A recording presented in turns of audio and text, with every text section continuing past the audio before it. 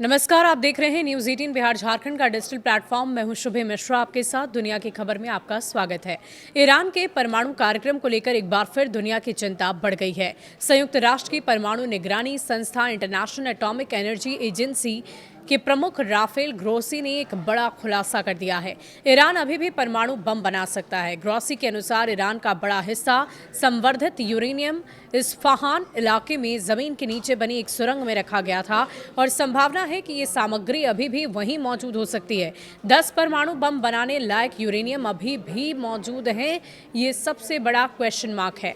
IAEA के अनुमान के अनुसार पिछले साल युद्ध शुरू होने से पहले ईरान के पास लगभग 440 किलोग्राम से ज्यादा 60% तक संवर्धित यूरेनियम मौजूद था। इस स्तर का यूरेनियम अगर और ज्यादा शुद्ध किया जाए तो उससे करीब 10 परमाणु बम बनाए जा सकते हैं।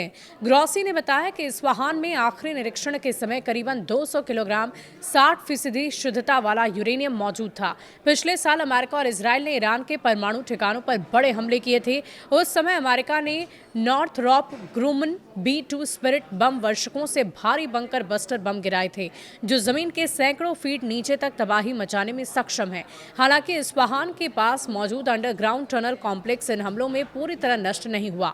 परमाणु सामग्री शिफ्ट होने के संकेत नहीं। IAEA प्रमुख ने बताया कि सैटेलाइट तस्वीरें और अन्य निगरानी तरीकों में अब तक ऐसे कोई संकेत नहीं मिले कि इस्फहान से परमाणु सामग्री को कहीं और ले जाया गया हो। उनके अनुसार कुछ संवर्धित यूरेनियम नतांज केंद्र में मौजूद हो सकता है। पिछले साल हुए हमलों के बाद से ईरान ने IAEA को अपने परमाणु भंडारण की पूरी जानकारी नहीं दी। अंतर्राष्ट्रीय निरीक्षकों को बमबारी वाले परमाणु ठिकानों का निरीक्षण करने की भी अनुमति नहीं दी गई है। साल 2025 में क्या हुआ था? दरअसल पिछले साल 2025 में अमेरिका और इजराइल ने ईरान के परमाणु संग्रह न्यूक्लियर फैसिलिटीज पर बड़े हमले किए थे, जिसे 12 डे वॉर या 12 दिन का युद्ध कहा जाता है। 13 जून 2025 से इजराइल ने ईरान पर बड़े पैमाने पर हवाई हमले शुरू किए। इनमें ईरान के प्रमुख परमाणु स्थल जैसे नाटनज यूरेनियम संवर्धन सुविधा, इस्फहान न्यूक्लियर रिसर्च सेंटर और अन्य सैन्य परमाणु संबंधित लक्ष्य शामिल थे। इजराइल ने कई ईरानी परमाणु वैज्ञानिक और सैन्य कमांडरों को भी निशाना बनाया। 22 जून 2025 को अमेरिका ने भी सीधे हस्तक्षेप किया। अमेरिकी वायुसेना और नौसेना ने ऑपरेशन मिडनाइट हैमर के तहत 3 प्रमुख परमाणु सुविधाओं नाटनाज फोर्डो पहाड़ के नीचे बनी गहरी संवर्धन साइट और इस्फहान पर हमले किए। इसमें B-2 बॉम्बर से बनकर बशकर बम जैसे GBU-57 मैसिव ऑर्डिनेंस पेनिट्रेटर और टॉम हॉक मिसाइलों का इस्तेमाल हुआ। इसके अलावा उस समय भी अमेरिकी राष्ट्रपति डोनाल्ड ट्रंप ने यह दावा किया कि इन हमलों से ईरान का परमाणु कार्यक्रम पूरी तरह से तबाह हो चुका है और इसे 2 साल पहले धकेल दिया गया।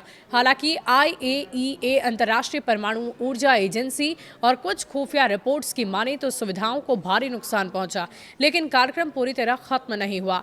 ईरान ने कहा कि नुकसान सीमित था और वो अपना कार्यक्रम फिर से शुरू कर सकता है। ये 2025 का मुख्य हमला था, जिसके बाद 24 जून 2025 को सीज फायर हुआ, लेकिन 2026 में फरवरी मार्च फिर से अमेरिका इजराइल ने ईरान पर हमले किए, जिसमें परमाणु स्थलों को फिर से निशाना बनाया गया, जैसे कि नेटनाज प्रवेश के द्वार और अन्य साइट्स पर।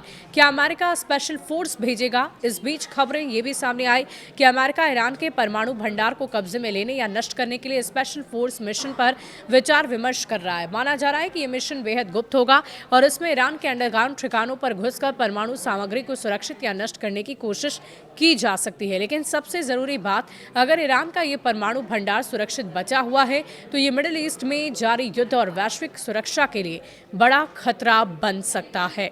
आपको क्या लगता है? कमेंट सेक्शन में लिखकर जरूर बताइएगा। शुक्रिया।